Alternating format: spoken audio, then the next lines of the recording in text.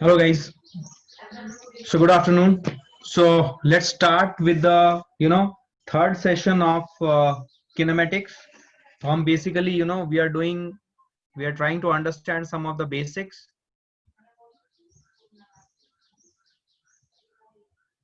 ठीक है. So let's start. तो basically अगर आपको याद होगा हमने लास्ट क्लास में कुछ वेलोसिटी की बात की थी and we talked about something you know very fundamental. तो आज हम उसी को आगे बढ़ाएंगे. ठीक है. We will move forward from there. तो अब अगर आपको याद होगा मैंने आपको ये बोला था कि वेक्टर्स का the concept that we are doing, हम बेसिकली अभी वेलोसिटी वेक्टर को स्टडी कर रहे थे. और मैंने आपको ये बताया था कि वेक्टर का कभी भी वी कैनॉट वेक्टर का ग्राफ हम डायरेक्ट ड्रॉ नहीं कर सकते. वेक्टर का ग्राफ हम डायरेक्ट ड्रॉ नहीं कर सकते. That is what we were discussing in the last class, right. हम वेक्टर का ग्राफ हम डायरेक्ट ड्रॉ नहीं कर सकते. This is something which we need to understand. We can not draw the graph of vectors directly. तो basically हम फिर क्या करेंगे? How do you think we will be able to draw the graph of vector? Suppose मुझे velocity vector बनानी है, velocity vector का graph draw करना है. तो वेलोसिटी वेक्टर का अगर मैं ग्राफ ड्रॉ करूं तो it will be something like this कि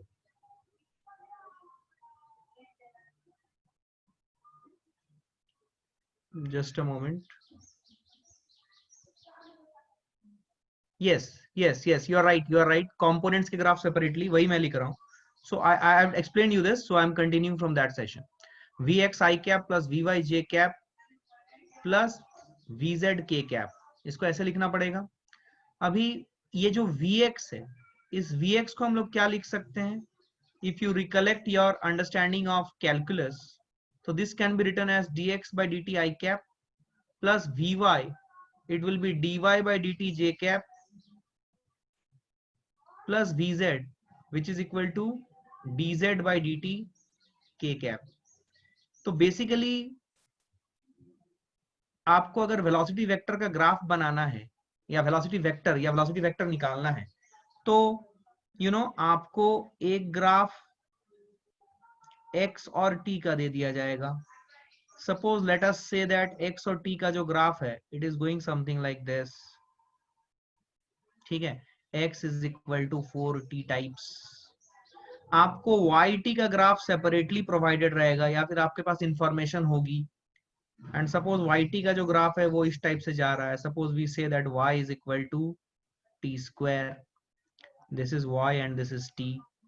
एंड zt का जो ग्राफ है, suppose it is going something like this. Everyone please, this is a very fundamental discussion. I want you all to pay your full attention.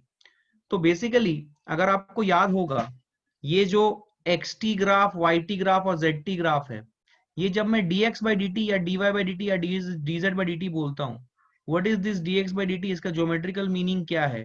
इसका geometrical meaning है slope of xt graph. तो xt graph का slope, तो इसका slope निकालना कैसे निकालेंगे? इसका स्लोप हो जाएगा, you need to find out dx by dt. Either calculus से करो या आप मेंसुरेशन या आप ट्रिग्नोमेट्री से करो. ट्रिग्नोमेट्री बोल रहा हूँ, कोऑर्डिनेट से करो. But as I have told you the more powerful method is calculus. So go about finding dx by dt. So how would you find out dx by dt for this graph? इस graph का dx by dt जो होगा वो आएगा 4. तो आपका ये जो ग्राफ आएगा, ध्यान से सुनना, आपका ये जो ग्राफ आएगा, this one will be dx by dt is 4, तो it will B 4 times I cap plus let's go about Vyj. What is Vy? It is dy by dt. तो यहाँ पे अगर मैं dy by dt निकालूंगा तो dy by dt will be 2t, तो it will be 2t j cap plus अगर मैं Vz निकालने चाहूं it will be dz by dt. And what will be dz by dt? ये जो मैंने ग्राफ बनाया है, this graph you can understand that this is z equal to some constant. जैसे कि फॉर एग्जांपल आपको याद होगा, सपोज ये x है, ये y है. अगर आप ऐसा एक लाइन खींचते हो, हाउ यू, सॉरी, ये y है और ये x है. अगर आप ऐसा एक लाइन लेते हो, do you say it as y is equal to 2 some constant, मान लो ये 2 पे यहाँ पे कट कर रहा है तो y इक्वल टू 2 का लाइन होता है parallel to the x axis. तो सिमिलरली यहाँ पे तो it will be z is equal to some constant whatever it is 2 3 4 5 minus 1.5 whatever it can be anything, right. I hope you are understanding this, right.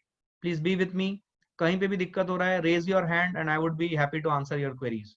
सन्नाटे में मत जाना, stay with me, ध्यान सुनना अभी। सो ये देखो, सो dz by dt जब मैं कर रहा हूं यहाँ पे ध्यान से देखना, when I am doing dz by dt because z is a constant तो dz by dt will be 0, it will be 0 times k cap। तो आपका जो velocity vector आया, this velocity vector is 4 times I cap plus 2t times j cap। तो ये आपकी velocity vector आई। अब आप इस velocity vector का अगर आपको velocity पूछे, suppose it is being asked find out the velocity vector as t equal to 2 seconds, तो वो हो जाएगा 4 I cap। आई कैप का कोफिशिएंट में कोई बदलाव नहीं आएगा because it's a constant, but J cap का कोफिशिएंट जो है वो 2t होने के कारण आपको दिख रहा है कि ये जो वेलोसिटी है ये टाइम के ऊपर डिपेंडेंट होगी। जैसे जैसे टाइम बदलेगा वैसे वैसे वेलोसिटी बदलेगी। सो 2 into if you do 2 into 2 you will get 4 j cap। so this is the velocity at t equal to 2 seconds। so if somebody asks you what is the magnitude of velocity, which can also be understood as speed, it will be, as you know, 4i plus 4j cap, it is 4 square plus 4 square। जो भी i cap और j के coefficients है उनको square root के अंदर उनका square का सम कर देना पड़ता है। So you will get your answer as 4√2। क्या मेरी बात समझ में आई है? 4 स्क्वायर प्लस 4 स्क्वायर, 4 बाहर आ जाएगा, you will gate 4√2। Everybody understands this? क्या क्लियर है? सो this is what is your answer. तो यही मैं बताने की कोशिश कर रहा था। तो what is the key take away from this discussion which you should all understand pretty well? What is the key takeaway from this discussion? The key takeaway is one simple fact, and what is that? The key takeaway is this, that when you are trying to draw the graph of a vector, ठीक है, when you are trying to draw the graph of a vector, please understand वो graph vector का graph directly हम draw नहीं कर सकते, या फिर हमें इंडिविजुअल कंपोनेंट्स vx का ग्राफ सेपरेटली प्रोवाइडेड रहेगा, vy का ग्राफ सेपरेटली प्रोवाइडेड रहेगा, और उन ग्राफ्स की मदद से हम dx by dt dy by dt निकालेंगे और vx vy vz कैलकुलेट करेंगे। क्या यहां तक की स्टोरी क्लियर है? Is everybody understanding what I am trying to say? ठीक है, ठीक। अब देखो यहाँ पे कुछ और बेसिक बातें जो आपको क्लियर कट समझ में आनी चाहिए। Let us go and understand them. देखो ध्यान से, एक बात याद रखना कि देखो दोज क्वांटिटीज, मैं यहाँ पे कुछ लिख रहा हूं, ये सब आपके इलैबोरेट नोट्स में आने चाहिए। I will check it out when the real classes will resume, so do not take, इसको हल्के पे मत लेना भाई, है ना। मैं बोल रहा हूं तो आप लोग अपना नोट्स क्रिएट करो, अपने खुद से नोट्स क्रिएट करोगे तो साइमल्टेनियसली आपकी बोर्ड की प्रिपरेशन भी हो रही है ना, बहुत जरूरी है ये। Those quantities which exists in average as well as instantaneous forms, मतलब जो एवरेज और इंस्टेंटेनियस दोनों ही फॉर्म्स में एग्जिस्ट कर सकती हैं। जैसे कि हम लोगों ने देखा है कि जो डिस्प्लेसमेंट है, डिस्प्लेसमेंट हमेशा इंटरवल के लिए डिफाइन होता है, पोजीशन हमेशा इंस्टेंट के लिए डिफाइन होता है। लेकिन जब हमने वेलोसिटी पढ़ा था तो हमने ये समझा था कि जो वेलोसिटी है, this velocity can be defined for both an instant as well as for an interval. तो जब हम इंस्टेंट के लिए वेलोसिटी को डिफाइन करते हैं, दैट इज इंस्टेंटेनियस वेलोसिटी, तो उसका मतलब मैंने समझाया था किसी भी इंस्टेंट पे वेलोसिटी क्या है। और इंटरवल में जब हम वेलोसिटी चाहिए तो we talk generally about average velocity, right. उसका ज्योमेट्रिकल मीनिंग भी मैंने आपको लास्ट क्लास में बताया था। जिन लोगों ने वीडियोस देखा है, they should be 100% updated with what I am trying to say. ठीक है, याद रखना इस बात को। So those quantities which exist in average as well as instantaneous forms, जो दोनों फॉर्म में एग्जिस्ट करती हैं, as well as instantaneous forms, ठीक है। If, right, if in those quantities, ठीक है, only the quantity is specified or mentioned, we mean the instantaneous form of that quantity। ये एज ऑफ नाउ आपके लिए बहुत इंपॉर्टेंट चीज है। बिकॉज आपको बहुत बार इसका सामना करना पड़ेगा। मतलब देख, फॉर एग्जांपल वेलोसिटी, वेलोसिटी जो है ये वेक्टर क्वांटिटी है, it can exist in both instantaneous form and average form. Everyone please. तो जब मैं वेलोसिटी अगर मैं बोलूं, सिर्फ if I mention velocity of particle is 5 meter per second towards north, suppose if I say this, तो यहां पे जो 5 मीटर पर सेकेंड है ये क्या रिप्रेजेंट कर रहा है भाई? It is representing velocity instantaneous. क्या मेरी बात समझ में आई है? सिमिलरली कोई भी ऐसे क्वांटिटीज जिसका इंस्टेंटेनियस और एवरेज दोनों फॉर्म एग्जिस्ट करता हो, और अगर हम, ध्यान से सुनना, और अगर हम सिर्फ और सिर्फ वो क्वांटिटी की बात कर रहे हैं, suppose if I am talking about velocity, velocity can exist in both the forms, and if I am just saying velocity, I mean which velocity, instantaneous or average? I mean instantaneous. क्या मेरी बात समझ में आई है? This is a small thing which you should keep in your mind, because otherwise आपको बाद में problem solving में कंफ्यूजन आएगा। इसीलिए आपके नोट्स का ये एक पार्ट होना चाहिए, so that you can understand, और आप बाद में इसमें गड़बड़ी ना करो। ठीक है, चलो, I hope you understood this particular page. Let's move to a new slide. ठीक है, किसी को कोई भी डाउट होगा हाथ उठा के पूछ लेना भाई, एकदम शर्माना मत। ठीक है, अच्छा, अब हम बात करेंगे, अभी हम लोग इंस्टेंटेनियस वेलोसिटी की बात कर रहे थे। Now we will talk about average velocity. Now we will talk about average velocity. ठीक है, अभी हमने इंस्टेंट वेलोसिटी की बात की, now we will talk about average velocity. सबसे पहले एवरेज वेलोसिटी जो होती है उसको डेनोट करते हैं इस पर्टिकुलर सिंबल से। पहले तो ये देखिए, बहुत जगह आपको मिलेगा, it is denoted by this particular symbol. V के ऊपर एरो, एरो मतलब ये एक वेक्टर है, और इसको दो इस टाइप के ब्रैकेट से, इसको क्या ब्रैकेट बोलते हैं? थर्ड टाइप ऑफ ब्रैकेट बोलते हैं, राइट? एंगुलर ब्रैकेट्स या whatever it is. This is what is the representation of average velocity. ठीक है, this is representation of average velocity. And average velocity का फॉर्मूला क्या है? एवरेज वेलोसिटी का formula है del R by del T.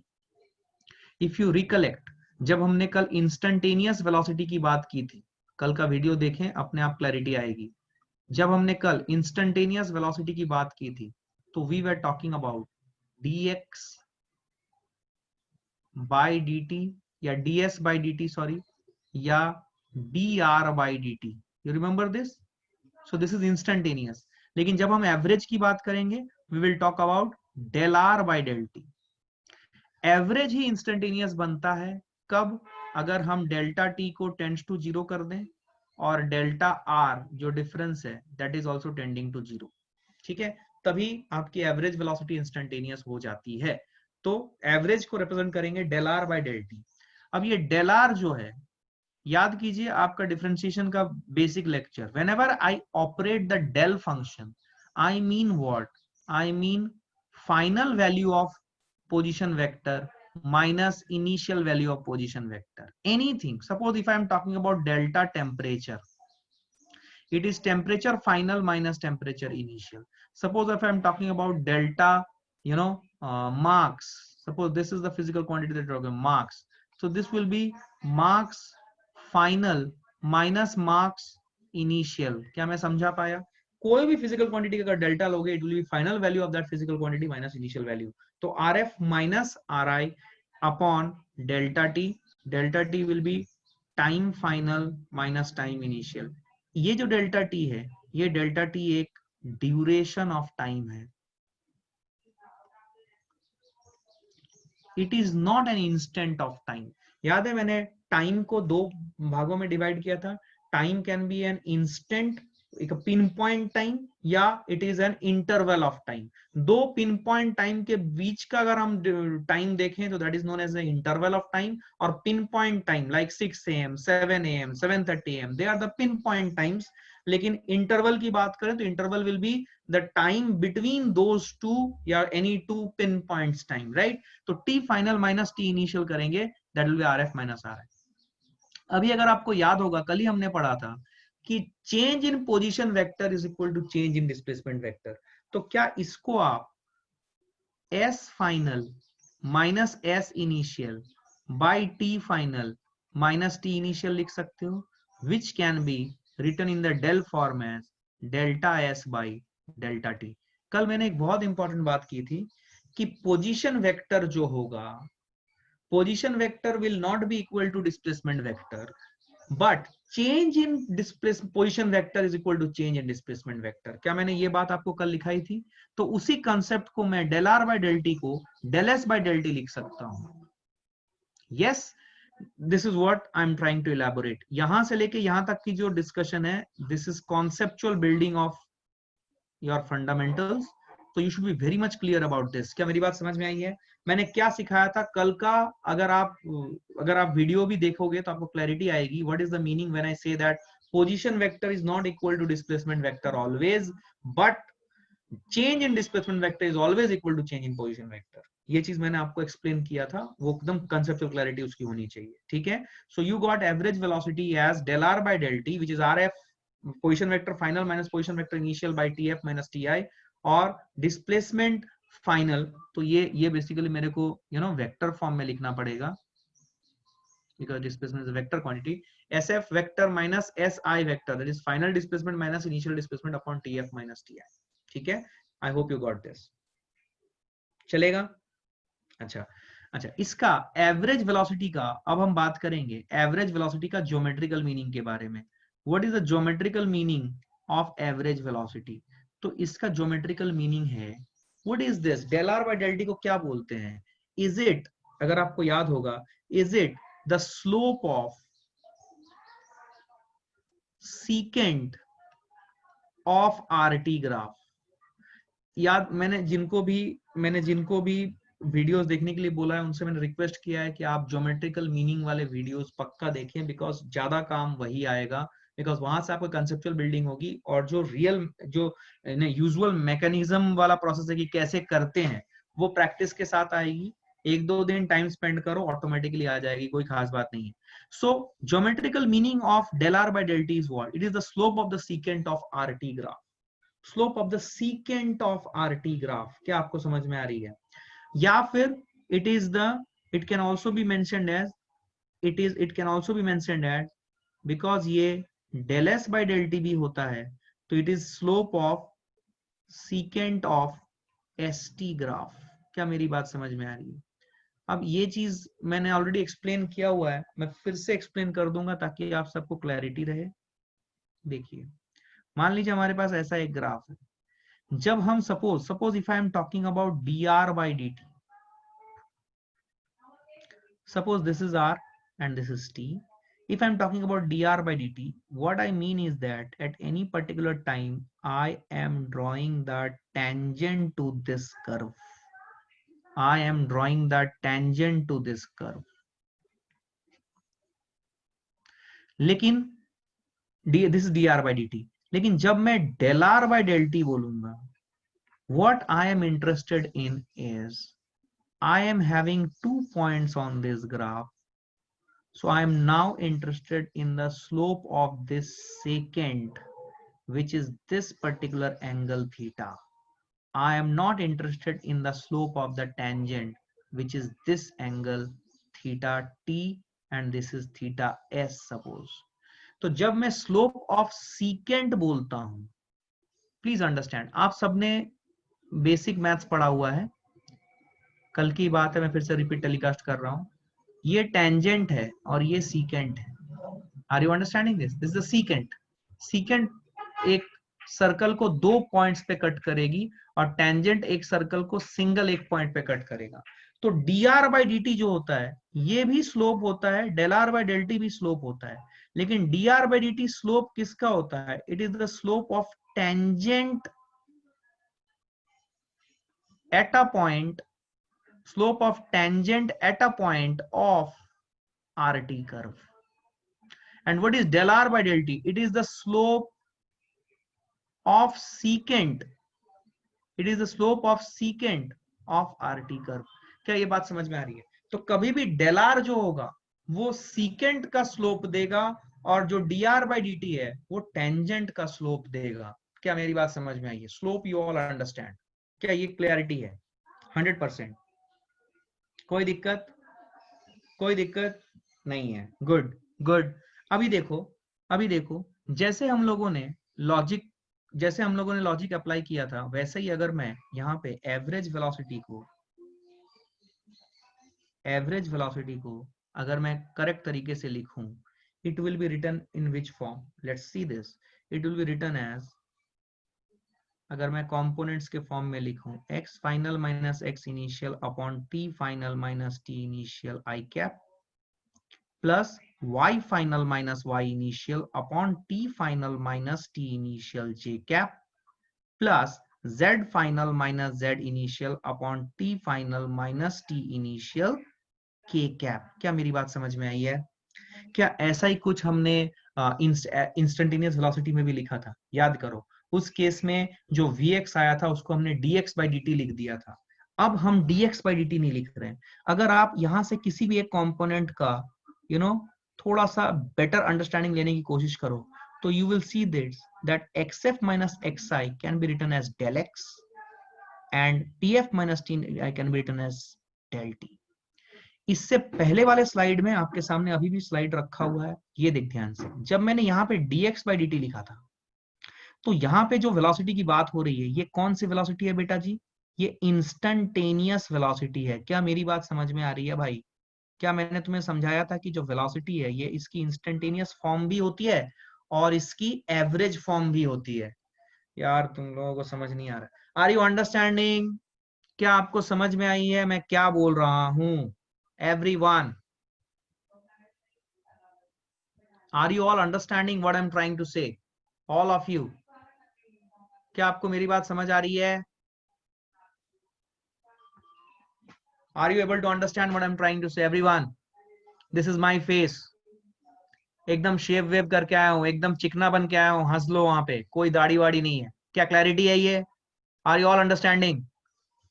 अरे तुम्हारी तरह ही लग रहा हूँ यार, स्कूल स्टूडेंट, चिंता मत करो। ठीक है, सिर्फ थोड़ा सा एक्सपीरियंस ही ज्यादा है और कुछ नहीं। क्या बात समझ में आई है एवरीवन? क्लैरिटी है क्या? Are you understanding this? ठीक है, चलो, थोड़ा तुम्हारा मोरल बूस्टर था। चलो आगे बढ़ते हैं। चलो, क्या क्लैरिटी है ये एवरीवन? समझ में आया ना बेटा? घबरा मत बिल्कुल। Yes, okay. अब सुन, ये देख, दे ध्यान से। तो अगर मैं अभी तेरे को प्रीवियस वाले ही अपने स्लाइड में ले चलता हूं मैं तेरे को, तो तेरे को समझ में आया कि यार ये जब del R by del T लिखते हैं तो इसका मतलब क्या है? X F minus X I by T F minus T I क्यों लिखा? Whatever I am writing, why I am writing, I should be very much clear about it. Are you understanding this? इसका मतलब, जब मैंने यहाँ पे, सुन ध्यान से, जब मैंने यहाँ पे del X by del T लिखा, तो अपने को क्लैरिटी है कि भैया जो हमारा एक्स टी का ग्राफ होगा, मान ले एक्स टी का ग्राफ ऐसा आया, तो अगर मैं x final minus x initial by t final minus t initial बोल रहा हूं, means I am talking about the del x by del t part. और अगर मैंने डेल x बाई डेल t बोला है, तो that means I am talking about the average form of velocity. तो उस केस में जो भी दो पॉइंट्स के बीच में मुझे एवरेज वेलोसिटी निकालनी है, उनको ज्वाइन करूंगा एक स्ट्रेट लाइन से, तो I would see that this will turn out to be a secant and not tangent। tangent कब turn out करेगा? when instead of xf minus xi by tf minus ti we have what? we have dx by dt। क्या मेरी बात समझ में आई है? मुझे लग रहा है मैं अकेला ही सीख रहा हूं भाई। क्या समझ में आई है एवरीवन? जो लोग नए आए हैं यार वो बताएं भाई।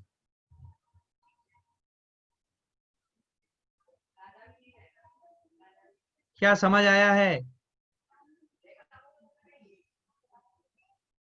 एवरीवन? मकरंद, तेरे को समझ आ रहा है क्या दोस्त? सम्राट जी, आर यू ऑल ईयर्स? समझ में आ रहा ना दोस्त? चलो आगे बढ़ो, आ जाओ अभी, देखो ध्यान से। ठीक है, अब देख ध्यान से, देख तेरे को सब समझ में आएगा अभी। ठीक है, चलो आगे बढ़ते हैं। So you understood this right? Good. अच्छा, यहां पे मैं एक चीज बताना चाहूंगा, मुझे बताने की जरूरत नहीं है। अच्छा, कब एवरेज और इंस्टेंटेनियस सेम होंगे? When do you think average value will be equal to instantaneous value? ये कब होगा? When do you think average value will be equal to instantaneous value? ये मैं पूछ रहा हूं सवाल आपसे। T equal to 0, linear graph, okay, कुछ कुछ लग रहा है तुम लोगों को, चमक रहा है ये।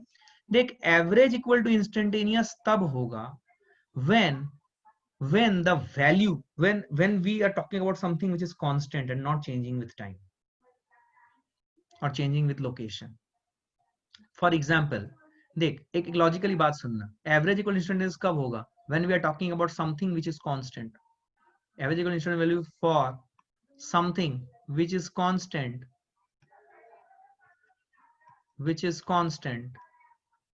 and does not change. ठीक है, something which is constant and does not change. अभी ये बात तेरे को समझ में आती है कि मान ले मैं तेरे को एक सिंपल सा एग्जांपल देता हूँ। मान ले एक 10 मार्क्स का एक क्वेश्चन पेपर आया तुम लोगों को, और क्लास में मान लो 50 लोग थे, 50 लोगों ने 10 में 10 स्कोर कर लिया। तो 50 लोगों ने 10 में 10 स्कोर कर लिया, तो मैं 2 लोगों का एवरेज निकालूं, 10 लोगों का एवरेज निकालूं, 15 का निकालूं, या पूरे क्लास का निकालूं? क्या मेरा एवरेज की वैल्यू वही रहने वाली है, 10? Are you understanding? क्या मेरे एवरेज की वैल्यू वही रहने वाली है, विच इज 10? क्या क्लैरिटी आई है? तो मेरी एवरेज की वैल्यू चेंज नहीं होगी अगर सभी का 10 नंबर ही आ रहा है। तो एवरेज इंस्टेंटेनियस वैल्यू के बराबर तब आएगी when we are talking about something which is constant. मतलब मान लो कि आपने एक ऐसी गाड़ी बनाई जो स्टार्ट होते साथ ही 80 किलोमीटर पर आवर की रफ्तार से चलती है। मान लो आपने एक ऐसी गाड़ी बनाई जो स्टार्ट होते साथ ही 80 किलोमीटर पर आवर की रफ्तार से चलती है। तो अगर स्टार्ट होते ही 80 किलोमीटर पर आवर की रफ्तार से चलती है वो गाड़ी, तो बेसिक सी बात है कि उसकी स्पीड में कोई चेंज नहीं होगा। रास्ते में पत्थर, पुल, आदमी, बतख, कुत्ता, कुछ भी आ जाए, सबको उड़ाते हुए 80 किलोमीटर पर आवर की रफ्तार से वो जाएगा। तो उस केस में आप देखोगे कि बिकॉज उसकी वैल्यू जो स्पीड की है वो चेंज नहीं हो रही है, तो एवरेज और इंस्टेंटेनियस वैल्यूज दोनों ही सेम होंगी, दोनों ही सेम होंगी। क्या मेरी बात समझ में आ रही है? आइए अभी हम बात करते हैं, ध्यान से देखना, अभी हम बात करते हैं, we will talk about some other important prefixes. Important है ये ध्यान से सुनिएगा। ये आप में से बहुत से लोग इसमें कंफ्यूजन कर सकते हो। some other important prefixes, let's try to see. देखिए, मैं यहाँ पे 2 अदर इंपॉर्टेंट प्रीफिक्सेस की बात करूंगा। एक है यूनिफॉर्म और दूसरा है कांस्टेंट। आप इनफैक्ट इन दोनों को इंटरचेंजेबली यूज करते हो, यूनिफॉर्म और कांस्टेंट को, बट इनके मीनिंग में डिफरेंस है, and I am trying to put that difference out in front of you. Uniform और कांस्टेंट दोनों में क्या डिफरेंस है, क्या सिमिलैरिटीज है, ये हम लोग अभी समझने की कोशिश करेंगे। ठीक है, तो यूनिफॉर्म जो है, यूनिफॉर्म का बेसिक मतलब है something, some variable which is not changing with क्या होगा बोलो, with position. Means something uniform, जब मैं बोलूं यूनिफॉर्म, सपोज यूनिफॉर्म वेलोसिटी में बोल रहा हूं, तो यूनिफॉर्म वेलोसिटी जब मैं बोल रहा हूं तो it is not changing with position, so I will be able to say that it is uniform velocity. मतलब तुम ऐसा समझो कि एक पाइपलाइन है और इस पाइप के अंदर पानी बह रही है। तो अगर मैं बोलूं यहां पे जो पानी की वेलोसिटी है, वही वेलोसिटी यहां पे भी है, वही वेलोसिटी यहां पे भी है, ये सब वेलोसिटी रिप्रेजेंट कर रहे हैं। और एरो जो है, एरो आपको पता है वेक्टर रिप्रेजेंट होता है एरो से, तो ये एरो की जो लंबाई है वो भी सेम है और डायरेक्शन भी सेम है। तो ये पोजीशन 1 था, ये पोजीशन 2 था, ये पोजीशन 3 था पाइपलाइन में। सब जगह पे आपकी जो वेलोसिटी है वो सेम है, तो we will call this velocity as uniform velocity. क्या मेरी बात समझ में आ रही है? We will call this velocity as uniform velocity. Means when I say uniform, it means it is not changing with position. क्या मेरी बात समझ में आई है? ये बताना जरूरी। देखो, मैं वही चीजें के ऊपर डिस्कस कर रहा हूं जहां पे तुम्हारा कंफ्यूजन है। मैं बता सकता हूं गारंटी के साथ कि मेजोरिटी ऑफ द लोगों ने यूनिफॉर्म और कांस्टेंट को सेम मान के आगे बढ़ते हो। अभी हम बात करेंगे कि what is the meaning of constant. देखो डिफरेंस है, इसीलिए मैं इस चीज को इलेबोरेट कर रहा हूं, और यहाँ पे आपको कॉन्सेप्चुअल सवाल आएगा तो आप गड़बड़ कर सकते हो, तो इसलिए इसको ध्यान देना जरूरी है। Not changing with position means uniform. And what is the meaning of constant? Constant means it is any physical quantity is a constant quantity when it does not change with time. That is constant. something which does not change with time, that is a constant quantity, and something which does not change with position is a uniform quantity. क्या मेरी बात समझ में आई है? तो not changing with position, अगर मैं इसको हिंदी में लिखूं तो हर जगह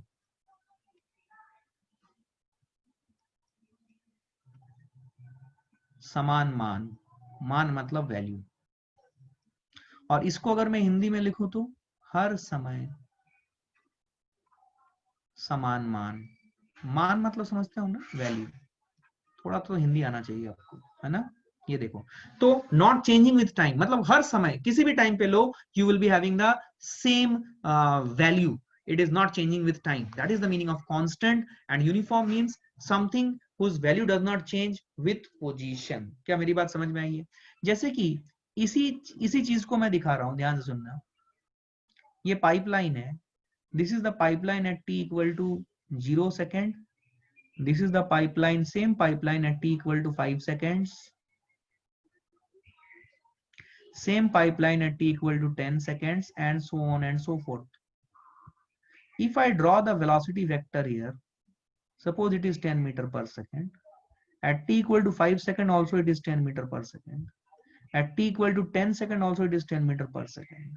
So what I will say, that at the same position I have the same velocity, means here at the same position I'm having the same velocity, so it is not changing with position, and also it is not changing with time। इस particular situation में जो मैंने right hand side में बनाया है, तो can I say that here not changing with time वाला valid होगा, because position मैंने चेंज नहीं किया है। तो क्या यहाँ पे जो मैंने 3 पाइपलाइंस दिखाए हैं और हर पाइपलाइन में अलग अलग टाइम पे वेलोसिटी 10 मीटर पर सेकंड है, तो I will call this as what, uniform और constant. I will call it as a constant velocity. लेकिन अगर मैं, ध्यान से सुनना, अगर मैं अलग अलग पोजीशन की बात करूं तो फिर वो क्या हो जाएगा, यूनिफॉर्म हो जाएगा। क्या मेरी बात समझ में आई है? क्या मेरी बात समझ में आई है? जैसे कि फॉर एग्जाम्पल ये देखो, जब जनरली पाइपलाइन में जब पानी बहता है ना, तो आप पढ़ोगे बाद में चैप्टर्स आगे जाके, this is one something you might have heard about the concept of viscosity, you might have heard that oil is a viscous liquid, पढ़ा है ना? ये विस्कस वर्ड पढ़ा होगा आपने, विस्कस, विस्कोसिटी, थोड़ा बहुत आपको आइडिया है, राइट? आपने ये टर्म जरूर सुना होगा अपने कहीं ना कहीं अपने फिजिक्स के, जो भी आपने चीजें अभी तक की हुई है, तो आपने ये पक्का सुना होगा विस्कस, राइट? तो मैं ये बोलना चाहता हूं, आप इस चीज को समझिए। यार मुझे ना रिस्पॉन्स नहीं आ रहा भाई, एक सेकेंड होल्ड करना। मैं यहाँ पे, वरद आर यू देयर? मुझे रिस्पॉन्स नहीं आ रहा, I am looking at responses, so it is very difficult for me to move ahead if I do not get responses. Harshvardhan are you there and are you understanding? Harshvardhan are you there? ये समझ में आ रहा है क्या दोस्त? समझ में आ रहा है? गुड। अब सुन मेरी बात ध्यान से, ये देख देख, अगर तू पाइपलाइन देखेगा ना, ये पाइपलाइन की बाउंड्री है, मान ले ये पाइप है, इस पाइप की बाउंड्री है, तो पानी जब इसके अंदर बहता है ना, तो जो वेलोसिटी की जो प्रोफाइल होती है वो कुछ इस टाइप से होती है, ध्यान से समझ।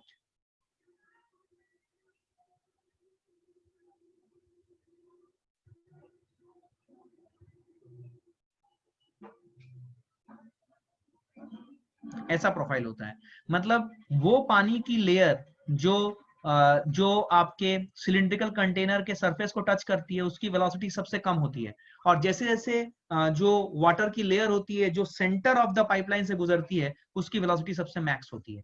मतलब यहाँ पे वेलोसिटी मैक्स होगी और यहाँ पे वेलोसिटी मिन होगी। क्या मेरी बात समझ में आ रही है? ठीक है, अभी देखो, अभी मैं अगर बोलूं कि ये पोजीशन 1 है, ये पोजीशन 2 है, ये पोजीशन 3 है, ये पोजीशन 4 है, 5 है, 6 है, 7 है, ऐसा मैं बोल रहा हूं सपोज, तो ध्यान से देखो, क्या अलग अलग पोजीशन पे क्या मुझे वेलोसिटी अलग अलग मिल रही है? वो एरो जो रिप्रेजेंट हो रहा है, that arrow is representing the what, it is representing the magnitude and direction of velocity. क्या अलग अलग पोजीशन ऑफ द पाइपलाइन में वेलोसिटी अलग अलग है? That means, do you think that the velocity is changing with position? तो अगर velocity changing with position है, it will be a case of non-uniform velocity। लेकिन अगर मैं बोलूं, ध्यान से सुनना, अगर मैं बोलूं ये मेरा velocity का प्रोफाइल है t equal to 0 सेकेंड पे, यही वेलोसिटी का प्रोफाइल है t इक्वल टू 5 सेकंड पे, और यही वेलोसिटी का प्रोफाइल है t इक्वल टू 10 सेकंड्स पे, and so on and so fourth. अलग अलग टाइम पे यही प्रोफाइल मिल रहा है, राइट, किसी भी एक क्रॉस सेक्शन में। इसका मतलब मैं फिर क्या बोलूंगा, क्या मैं बोलूंगा कि it is a non uniform but constant velocity. क्या मेरी बात समझ में आ रही है? Because it is not changing with time. So this is an example of non uniform but constant. क्या मैं समझा पाया? क्या मैं समझा पाया एवरीवन यार? पक्का 100%? So this is what is the two important prefixes which is uniform and constant. मैं आपको गारंटी के साथ बता रहा हूं, आप किसी भी बच्चे से पूछ लेना, वो यूनिफॉर्म और कांस्टेंट में हमेशा कंफ्यूज रहता है और दोनों को सेम मानता है, जो कि गलत है, जो कि गलत है। यूनिफॉर्म का मतलब not changing with position, constant का मतलब नॉट चेंजिंग विद टाइम। तो इसका ऑपोजिट भी तो टर्म होगा ना, तो इसका ऑपोजिट टर्म क्या होगा? यूनिफॉर्म का ऑपोजिट क्या हो जाएगा? What will be the opposite of uniform? Opposite of uniform will be non uniform, and opposite of constant will be, what will be the opposite of constant? It will be variable। ठीक है, अगर कोई quantity समय के साथ बदल रही है तो इट्स अ वेरिएबल क्वांटिटी, और कोई क्वांटिटी अगर पोजीशन के साथ बदल रही है it's a non uniform quantity. क्या मेरी बात समझ आई है? समझ में आ रही है?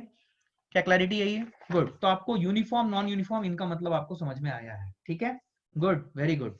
Now we will go to the next physical quantity which is, आ जाओ, देखो एक दो लेक्चर थोड़ा थोड़ा थियोरेटिकल कॉन्सेप्ट्स हैं, ये हमें समझना पड़ेगा और इनको अच्छे से अपने दिमाग में सेट करना पड़ेगा, राइट। आप सीख ही रहे हो, कुछ भी ऐसा चीज नहीं बोल रहा हूं मैं जो आप सब 100% जानते थे, तो घबराना नहीं बिल्कुल। आपको न्यूमेरिकल्स अभी जब आना शुरू हो जाएगा तो आपको सिर्फ और सिर्फ न्यूमेरिकल्स ही करना है, सो घबराइएगा नहीं बिल्कुल, ठीक है। लेट्स मूव अहेड, ठीक है। आइए अभी देखिए, जस्ट अ मोमेंट, हाँ अभी देखिए, now we will talk about a new physical quantity which is speed. सुना होगा आपने, आपने वेलोसिटी पढ़ा है, अभी आप पढ़ रहे हो स्पीड, ठीक है। सबसे पहले स्पीड के संबंध में दो तीन बातें। स्पीड को हम कैसे डिफाइन करेंगे? It is distance travelled per unit time, सबको पता है, it is distance travelled per unit time, इसमें कोई कंफ्यूजन नहीं है, everybody knows it, good, good to go. Distance travelled per unit time, ठीक है, ओके, आ जाओ। अब ये कैसा क्वांटिटी है? ये एक स्केलर क्वांटिटी है, it is a scalar quantity, means इसके लिए क्या इंपॉर्टेंट है? Only magnitude matters for speed and there is no reference to direction, only magnitude matters. जब भी मैं स्पीड की बात करूं, only magnitude matters and there is no reference to direction, तो इट्स अ स्केलर क्वांटिटी। अच्छा, इसकी यूनिट क्या होगी? इसकी यूनिट होगी मीटर पर सेकंड, अगर ऐसा यूनिट की बात करें तो। अच्छा, जब मैं मीटर पर सेकंड बोलूंगा, metre per second without any indication of direction, क्योंकि अगर मीटर पर सेकंड के साथ डायरेक्शन का भी इंडिकेशन आ जाएगा तो वो स्पीड की यूनिट नहीं है, वेलोसिटी की यूनिट है। यस और नो? यस और नो? अब मेरी बात सुनो, स्पीड भी जो होती है वो दो तरीके से डिफाइन हो सकती है, इंस्टेंटेनियस और एवरेज। मींस एक इंस्टेंट के लिए स्पीड डिफाइन हो सकती है and it can also be defined for an interval, right? Average is always defined for an interval of time and instantaneous for an instant of time। instant of time मतलब मैंने सिखाया था, याद करो, pin point time, ठीक है। तो speed जो है वो इंस्टेंटेनियस भी हो सकती है और एवरेज भी हो सकती है। क्या मेरी बात समझ में आ रही है? तो इंस्टेंटेनियस की अगर मैं बात करूं, यहीं पे मैं लिख रहा हूं, अपना नोट्स प्रॉपरली लेते चलना, v will be d by dt of distance traveled।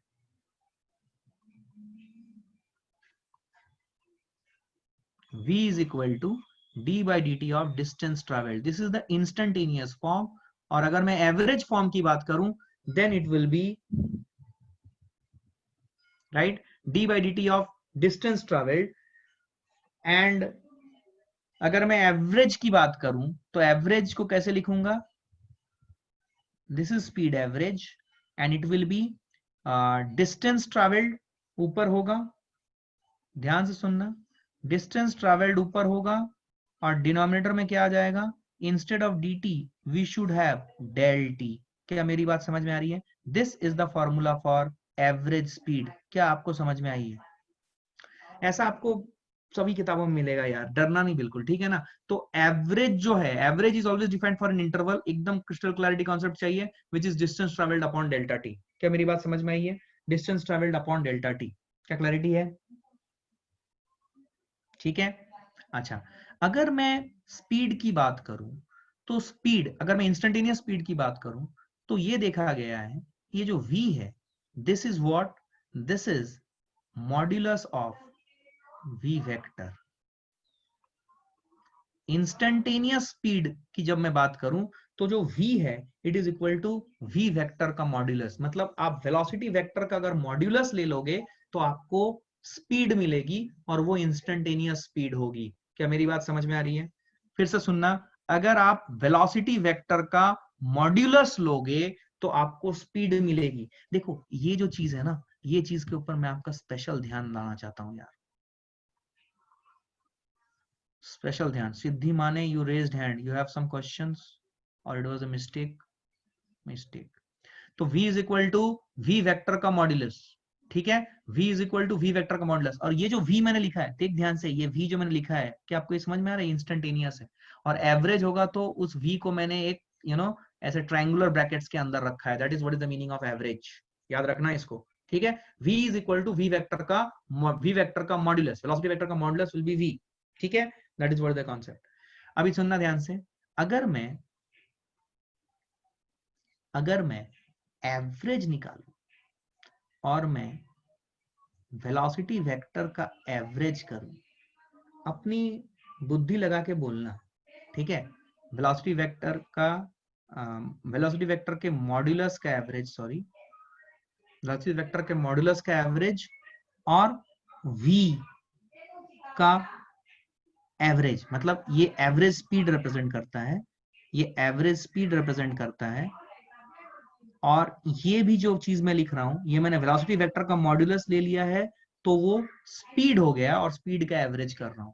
क्या ये दोनों हमेशा सेम होंगे? क्या सोच के बताना। मतलब यहां पे मैंने क्या साइन लगानी चाहिए, इक्वल टू लगानी चाहिए या नॉट इक्वल टू लगानी चाहिए, क्या लगानी चाहिए? मुझे आपका यहाँ पे नॉलेज चाहिए, थोड़ा सा सोच के बताना। Okay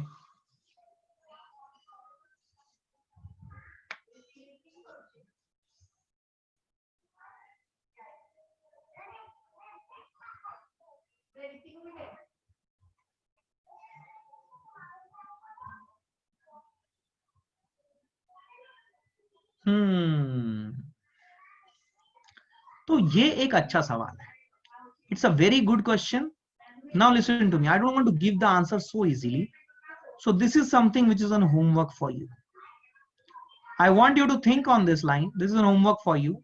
And you have to tell me कि क्या मैं एवरेज स्पीड को, जो वेलोसिटी वेक्टर है, उसका मॉड्यूलस निकाला और उसका एवरेज कर दिया, क्या मुझे ये दोनों चीजें सेम मिलेंगी या अलग मिलेंगी?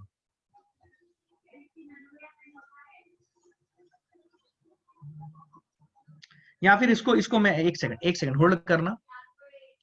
ये एक चीज है, ध्यान सुनना, ये एक चीज है। और दूसरा चीज ध्यान सुनना, दूसरा चीज जो मैं लिख रहा हूं, वो लिख रहा हूं average speed is equal to average velocity का मॉड्यूलस। तुम्हें बताना है ये क्वेश्चन नंबर ए है, ये क्वेश्चन नंबर बी है, आपको वीडियो देखने को मिल जाएगा। इसमें से कौन सा सही है कौन सा गलत है, आपको ट्रू फॉल्स लगाना है। यहाँ पे ट्रू फॉल्स और यहाँ पे ट्रू फॉल्स, ये रिलेशनशिप सही है या गलत है। हड़बड़ी मत करो, मुझे इसका लॉजिक चाहिए। So next day whosoever is willing to give me the answer, I will listen to their answers, but they have to raise their hand and they have to explain it so that the entire class can listen. I have no hurry. आप पहली बार ये चीज सीख रहे हो, ये दोनों ध्यान से ना, इसके ऊपर बहुत बार सवाल आ चुके हैं, तो इसलिए ये इंपॉर्टेंट है, सोचना इसके बारे में, ठीक है। सोचना इसके बारे में, मुझे हड़बड़ी नहीं। आ जाओ, नेक्स्ट जो कॉन्सेप्ट है वो हम बात करेंगे एक्सेलरेशन की। We will talk about the next concept which is acceleration. ठीक है, we'll talk about the next concept which is acceleration. So what is acceleration? What is the definition of acceleration? बहुत simple है, आपने 9th में पढ़ा है। It is rate of change of velocity. It is rate of change of velocity with time. ठीक है, this is what is the definition of acceleration, rate of change of velocity with time. ठीक है, it's what quantity? It's a vector quantity.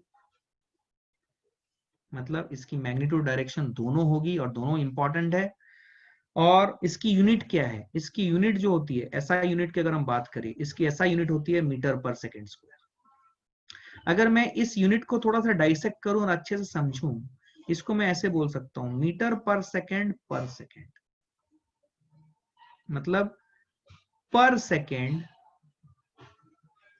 Velocity change कितना, ये सवाल का जवाब जो भी वैल्यू आएगी that would be the acceleration. फिर से सुनना इस चीज को, मीटर पर सेकेंड मतलब पर सेकेंड, हर सेकेंड कितने से वेलोसिटी चेंज हो रहा है। न्यूमरेटर में मीटर पर सेकेंड है, मतलब यहाँ पे कुछ तो एक न्यूमेरिकल वैल्यू आएगी जब भी मैं कोई भी 4 मीटर पर सेकेंड स्क्वायर कर रहा हूं, तो 4 मीटर पर सेकेंड स्क्वायर मतलब मान लो मैं बोलता हूँ 4 मीटर पर सेकेंड से वेलोसिटी चेंज हो रहा है पर second. So that is what is the meaning of acceleration, कि पर सेकेंड वेलोसिटी कितने से चेंज हो रहा है, that is what is the meaning of acceleration. For example, एक सिंपल सी बात बोलता हूं मैं आपको, आप सबको पता है acceleration due to gravity which is 10 metre per second square. 10 metre per second square का मतलब क्या है कि per second velocity is changing by 10 metre per second. अगर आपने एक गेंद को ऊपर से ड्रॉप कर दिया, सुनना ध्यान से,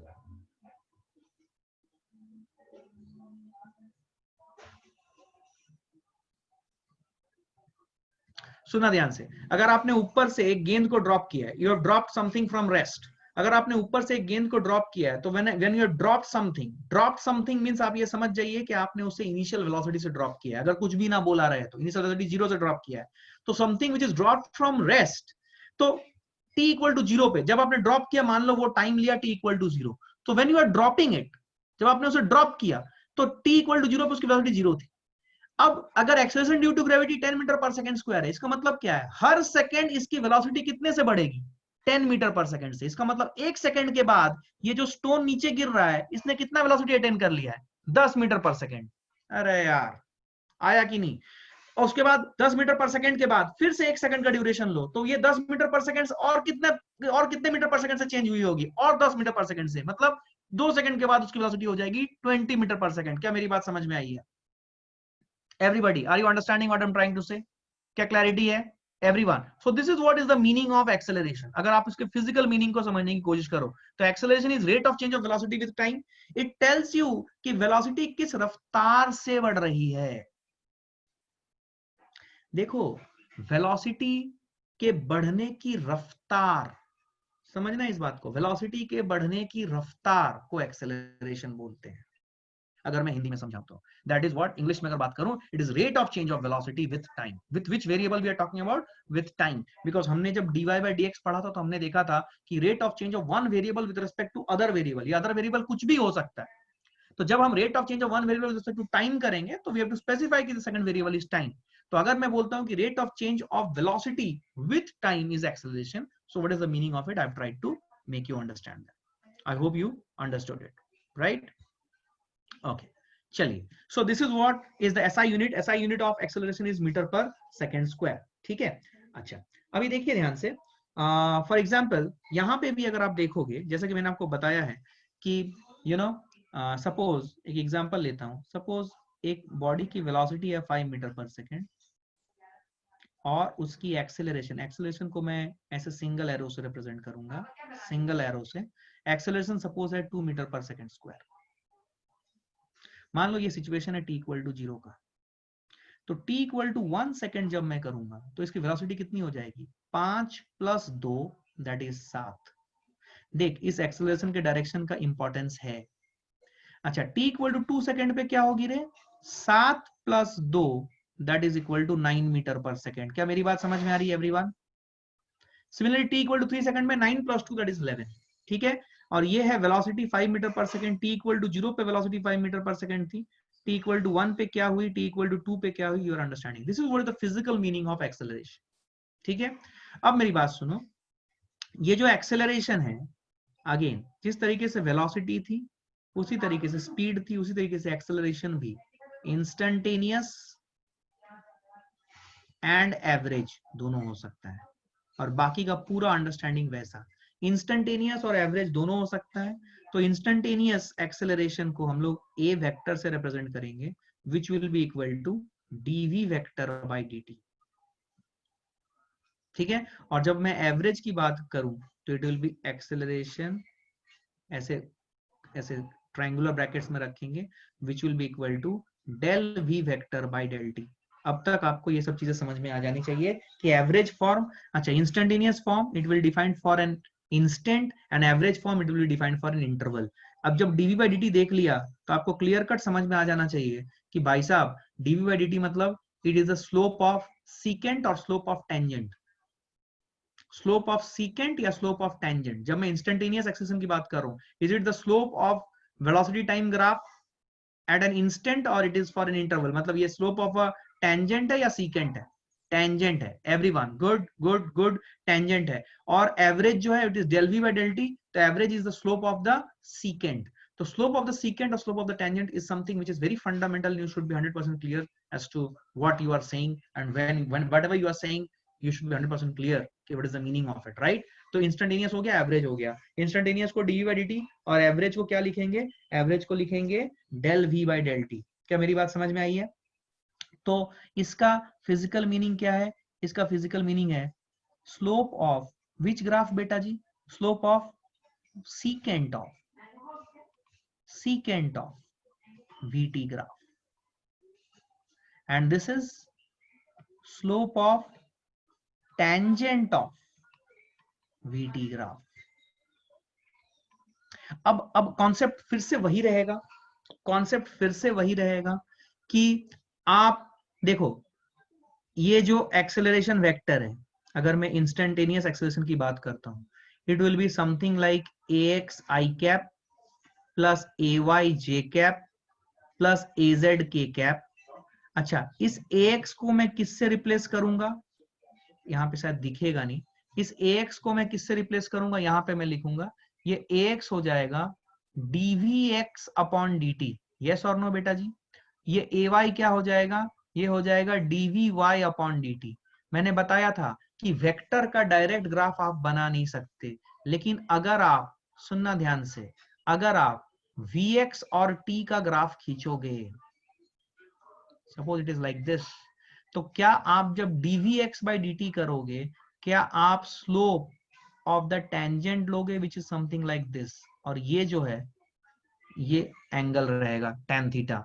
तो dvx by dt this is what is acceleration, मतलब vx और t का ग्राफ करोगे और सिमिलरली vy और t का ग्राफ होगा। It can be any form of graph, it can be a straight line, it can be like this, it can be like this, कुछ भी हो सकता है। इसके ऊपर हम लोगों ने चर्चा की हुई है और मेरे पुराने वीडियोस में इसके ऊपर डिटेल में इंस्ट्रक्शंस प्रोवाइडेड है, उन्हें देखते चलिए और अपने आप को मास्टरी करते चलिए इस सब्जेक्ट के ऊपर। क्या मेरी बात समझ में आई है एवरीवन? क्या सबको समझ आई है एवरीवन? अभी तक कोई डाउट, कोई कंफ्यूजन? अभी तक सब लोग मेरे साथ हो? सब लोग ठीक है? Everyone is with me till now? Good good. चलो आगे बढ़ते हैं। ये देखो, so we talked about acceleration which is instantaneous and average। अच्छा, अभी सुनना, यहां पे मैं जो कर रहा हूं अभी एक चमत्कार करूंगा, ये आपने पहले कभी नहीं किया है, तो अभी आप लोग ध्यान से सुनिए, ठीक है? देखो, एक्सीलरेशन वेक्टर जो है ये है dv वेक्टर अपॉन dt, इसमें कोई कंफ्यूजन नहीं है। अच्छा, अगर आप मुझे अलाउ करोगे, क्या मैं v वेक्टर को लिख सकता हूं as ds vector by dt, या फिर अगर आप मुझे अलाउ करोगे तो क्या मैं v वेक्टर को लिख सकता हूं dr वेक्टर बाय dt? बताया गया है। और ये पूरा चीज आपको देख के एक कॉन्सेप्ट की याद आएगी which is the concept of double differentiation. याद है मैंने डिफरेंशिएशन में ये बात पढ़ाई थी, डबल डिफरेंशिएशन। तो क्या इसको आप रीड करोगे d2s बाई dt स्क्वायर? मैंने ये लिखाया था d2s बाई dt स्क्वायर। याद है मैंने बोला था इसको रीड करें ऐसे, read it like this, d2s by dt square. ठीक है? तो डबल डिफरेंशिएट करेंगे तो d2s बाई dt स्क्वायर का फॉर्मेट में आएगा। सिमिलरली ये जो चीज आएगी it will B d2r by dt square. क्या मेरी बात समझ में आई है everyone? So d2s by dt square or d2r by dt square, everybody is with me till now everybody's hopes are still है they are with them कि they will understand physics। क्या मेरी बात समझ में आई है? तो एक्सेलरेशन को आप dv by dt लिख सकते हो, या d2s by dt स्क्वायर लिख सकते हो, या d2r by dt स्क्वायर लिख सकते हो। अब सुनना और कमाल करते हैं। ये देख, ये जो dv vector by dt vector है, इसको मैं थोड़ा सा मैनिपुलेट करूंगा। मैं क्या करूंगा, dt यहां रखूंगा और dv यहां रखूंगा, और मैं यहां पे ds से डिवाइड करूंगा और यहाँ पे ds से मल्टीप्लाई करूंगा। सुनना ध्यान से। अब बहुत से बच्चे बोलेंगे कि सर ये अलाउड ऑपरेशन है क्या? ये अलाउड ऑपरेशन है। देख, ये ds वेक्टर और ये ds वेक्टर न्यूमरेटर कट जाएंगे। अरे मैंने जिस नंबर से डिवाइड किया उसी नंबर से मल्टीप्लाई कर दिया है भाई, तो कट जाएगा ना भाई ds, तो बचा फिर से वही dv by dt जो मेरा लेफ्ट हैंड साइड में है। लेकिन जब मैंने इसको ऐसे लिखा तो एक काम की चीज हुई भाई साहब। क्या है वो काम की चीज? समझे? काम की चीज ये हुई कि ये जो चीज है ds by dt, थोड़ा सा अक्कल लगाएंगे तो समझ में आ जाएगा। अरे बेटा ये तो v है भाई, तो ds by dt is v, और ये जो चीज है ये है dv by ds। क्या मेरी बात समझ में आई है? इसका मतलब जो एक्सेलरेशन वेक्टर है उसको हम लोग v dv by ds भी लिख सकते हैं। क्या मेरी बात समझ आई है? Is everybody understanding what I am saying? It can be written as dv by dt can be written as v vector dv vector by ds vector। क्या मेरी बात समझ में आई है? क्या क्लैरिटी आई है? क्या बात समझ में आई है? तो हमारा एक्सेलरेशन का जो फॉर्मूला हुआ बेटा जी, सुनना मेरी बात ध्यान से। Acceleration is equal to dv by dt या फिर d2r by dt स्क्वायर या फिर d2s by dt स्क्वायर या फिर v dv by ds।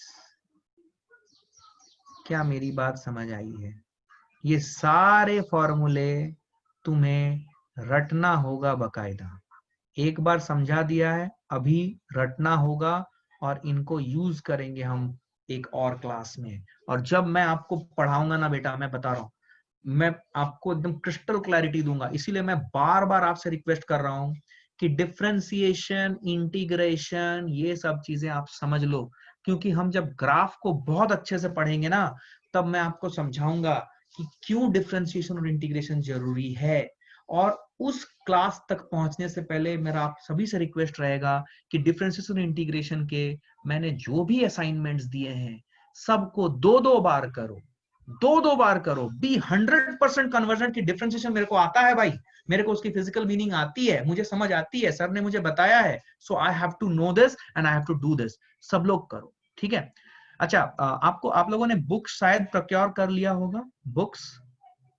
Books मैंने आप लोगों को रेफरेंस दिया था, मैंने पूछना भूल गया है, but I think you might have started getting the books as well, right? तो जो बंदा है, अगर आपको कुछ भी दिक्कत हो रही है तो मुझे बताओ, मैं उससे बात करूंगा। बट बुक्स आपके पास अभी, okay fine, ordered but not delivered आ जाएगा, फिर कोई इशू नहीं है, उससे फॉलो अप लो, आ जाएगा, ठीक है? ऑर्डर किया, मिला नहीं, मिल जाएगा भाई, मिल जाएगा, ठीक है? चलो आगे बढ़ते हैं आगे। सो एक्सेलरेशन की वैल्यू आपको समझ में आ गई। एक्सेलरेशन को कैसे लिख सकते हैं, आपको ये बात भी समझ में आ गई। क्या मेरी बात क्लैरिटी के साथ समझ में आई एवरीवन?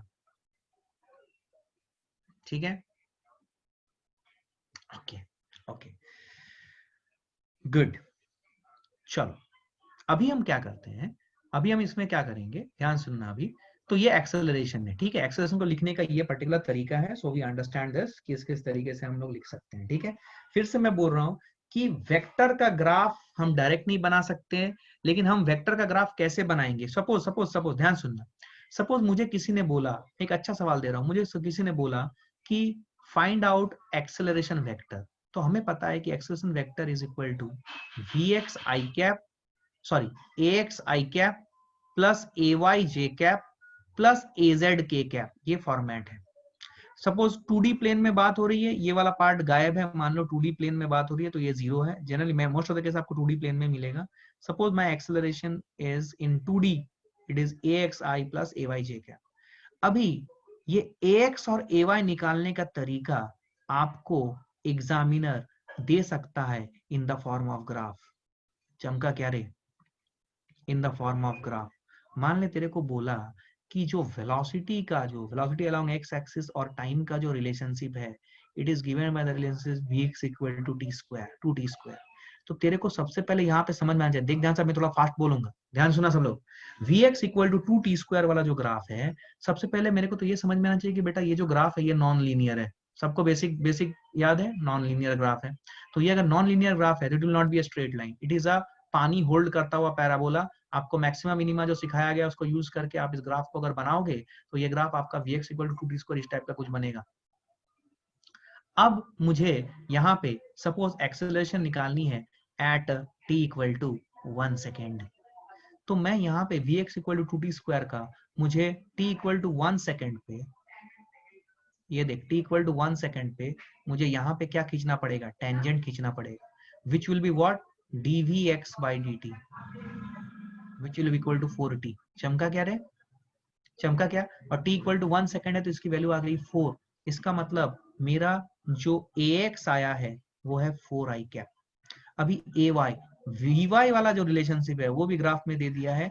vy और t का जो रिलेशनशिप है, it is a straight line like this and the relationship it is following is equal to vy is equal to 4t। तो जब मैं dvy by dt करूंगा टू गेट व्हाट 4, इसका मतलब मेरा जो एक्सेलरेशन आएगा वो आएगा t equal to 1 second as 4i cap plus 4j cap. मुझे ऐसा क्यों लगा कि मैंने अकेला ही समझा, किसी को समझ में नहीं आया? Did you all understand what I am saying? क्या आप सबको समझ में आया ये बात? सो this is what is acceleration. ठीक है, क्या मेरी बात समझ में आई है? पक्का एवरीवन? गुड। अब हम बात करेंगे एक नए फिजिकल क्वांटिटी की जिसका नाम है रिटार्डेशन। सुना होगा तुमने, रिटार्डेशन, डिसिलरेशन, बचपन में बहुत ऐसे वर्ड सुने होंगे, नेगेटिव एक्सेलरेशन, याद है? रिटार्डेशन। तो रिटार्डेशन को हम लोग कैसे डिफाइन करते हैं? वैसे कॉन्सेप्चुअली अगर आप समझोगे तो रिटार्डेशन इज अ थोड़ा सा अजीब क्वांटिटी है, लेकिन हम अपने न्यूमेरिकल प्रॉब्लम सॉल्विंग के लिए रिटार्डेशन को क्या कैसे डिफाइन करेंगे? Retardation is rate of decrease of speed. It is rate of decrease of speed. Mark every word that I am speaking. It is rate of decrease of speed. Decrease of speed. और इसको कैसे represent करेंगे? It is equal to, because it is rate of decrease, so it is minus d by dt of speed. Rate of decrease of speed minus d by dt of speed. या फिर इसको ऐसे लिख सकते हैं, minus d by D T, speed की बात अगर हो रही है, क्या मैं इसे वेलोसिटी वेक्टर का मॉड्यूलस भी बोल दूं? ऐसा लिखा हुआ मिलता है कि रिटार्डेशन कौन सा होगा, minus d by D t of v minus d by D t of v vector का मॉड्यूलस क्या होगा, राइट? तो आपको समझ में आना चाहिए कि इसका टर्मिनोलॉजी क्या है। अच्छा, ऐसा मैंने कैसे लिखा ये सबको समझ में आया ना? ये स्पीड को मैंने कैसे ऐसे लिख दिया ये सबको समझ में आया है ना? ये वेक्टर का मॉड्यूलस सबको समझ में आया है ये? क्योंकि हमें पता है कि velocity is a vector quantity, और वेक्टर क्वांटिटी में दो चीजें होती है, एक होती है मैग और दूसरी होती है डायरेक्शन। प्लीज वीडियोस देखें। मैग क्या होता है? मैग होता है वेलोसिटी वेक्टर का मॉड्यूलस, और इसको सिंपली वी भी लिखते हैं। और डायरेक्शन कैसे लिखते हैं? वी कैप, याद है बताया था मैंने, वी कैप। तो ये है, तो rate of decrease of speed, तो स्पीड में जब बोल रहा हूँ तो वेलोसिटी वेक्टर का मॉड्यूलस ले रहा हूँ। This is what is retardation all about. ठीक है? अच्छा, कॉन्सेप्ट क्या है सुनना, कि रिटार्डेशन में ध्यान से सुनना, इंपॉर्टेंट, जब भी बॉडी रिटार्ड हो रही है तो रिटार्डेशन में कभी भी स्पीड नहीं बढ़ेगी। रिटार्डेशन में कभी भी स्पीड नहीं बढ़ेगी, रिटार्डेशन में स्पीड हमेशा रिड्यूस होगी, हमेशा। रिटार्डेशन में कभी भी स्पीड बढ़ नहीं सकती, ये बात आप ध्यान दीजिए। रिटार्डेशन में हमेशा स्पीड घटेगी। ठीक है? इसका मतलब ऐसा सोचो, देखो ध्यान से, ऐसा सोचो, मैं आपको एक केस दे रहा हूँ कि suppose let me use some other, suppose मैं बोलूं कि इधर वेलोसिटी है 5 मीटर पर सेकेंड, और जो एक्सेलरेशन है which is in this direction and it is -1 metre per second square, -1 metre per second square. याद रखना एक्सेलरेशन की डायरेक्शन जो है वो वेलोसिटी के अपोजिट है, 5 मीटर पर सेकंड और -1 मीटर पर सेकंड। अभी सुन ध्यान से, 5 मीटर पर सेकंड इसकी स्पीड है और टुवर्ड्स पॉजिटिव एक्स एक्सिस इसकी डायरेक्शन है, और एक्सेलरेशन की डायरेक्शन है टुवर्ड्स नेगेटिव एक्स एक्सिस। अगर तू लॉजिकली सोचेगा तो यहाँ पे रिटार्डेशन जो होगा वो होगा t equal to 0 to t equal to 5 seconds तक। t इक्वल टू 0 से t इक्वल टू 5 सेकेंड्स तक के फेनोमेनन को ही तू रिटार्डेशन बोलेगा। क्या मेरी बात समझ में आई है? क्यों बोल? क्योंकि देख एक्सेलरेशन -1 मीटर पर सेकंड को पीछे की तरफ है, इसका मतलब पर सेकेंड t इक्वल टू 0 में जो वेलोसिटी है वो 5 मीटर पर सेकेंड है, t इक्वल टू 1 सेकेंड में जो वेलोसिटी होगी वो 4 मीटर पर सेकेंड होगी। Similarly t equal to 5 second में वेलोसिटी 0 मीटर पर सेकेंड हो जाएगी, बिकॉज हर second velocity 1 metre per second से घट रही है। क्या मेरी बात समझ में आ रही है? And what is retardation? Retardation में कभी भी स्पीड नहीं बढ़ेगी, ये इंपॉर्टेंट कॉन्सिडरेशन है। तो अगर तुम समझ में आ रहा है t इक्वल टू 0 से t इक्वल टू 5 सेकंड तक इसकी जो स्पीड है देख वो रिड्यूस ही हो रही है। Are you seeing it? लेकिन जैसे ही t इक्वल टू छठा सेकंड आएगा भाई साहब, तो इसकी जो स्पीड है वो हो जाएगी again 1 metre per second, but इसकी जो वेलोसिटी की डायरेक्शन है वो इधर हो जाएगी। स्पीड 1 मीटर पर सेकेंड हो जाएगी, but direction of the arrow of velocity will change. Are you understanding this? देख पहले 5 मीटर पर सेकेंड था पॉजिटिव एक्स एक्सिस में, चमका नहीं तुम्हें, ये पॉजिटिव एक्स एक्सिस, ये माइनस एक्स एक्सिस, चमका क्या रे? पहले वेलोसिटी की डायरेक्शन किधर है? पॉजिटिव एक्स एक्सिस की तरफ है, और आपने एक्सेलरेशन कितना बोला है? 1 metre per second square, retardation sorry, यहाँ पे 1 metre per second square negative side में एक्सेलरेशन है, राइट? तो वो वेलोसिटी को घटा रहा है। t इक्वल टू 0 से t इक्वल टू 5 सेकंड तक वेलोसिटी घट रही है, उसमें कोई कंफ्यूजन नहीं है, वेलोसिटी घट रही है, और वेलोसिटी घटते घटते 5 से 0 हो गई, लेकिन t इक्वल टू 6 सेकंड में फिर से 0 से वेलोसिटी 1 हो जाएगी। तो इसका मतलब सिर्फ 0 से लेके 5 सेकंड तक ही रिटार्डेशन का फेनोमेनन एक्ट कर रहा है, उसके बाद ये क्या है? ये एक्सेलरेशन है, ये रिटार्डेशन नहीं है। क्या मेरी बात समझ में आई है? क्योंकि रिटार्डेशन में कभी भी स्पीड नहीं बढ़ेगा, स्पीड हमेशा घटेगा। क्या मैं समझा पाया आपको? क्या मैं आपको समझा पाया ये बात कि स्पीड रिटार्डेशन में हमेशा घटेगा भाई साहब, कभी भी रिटार्डेशन में स्पीड नहीं बढ़नी चाहिए। क्या क्लैरिटी है? ये पक्का? पक्का? बहुत बढ़िया,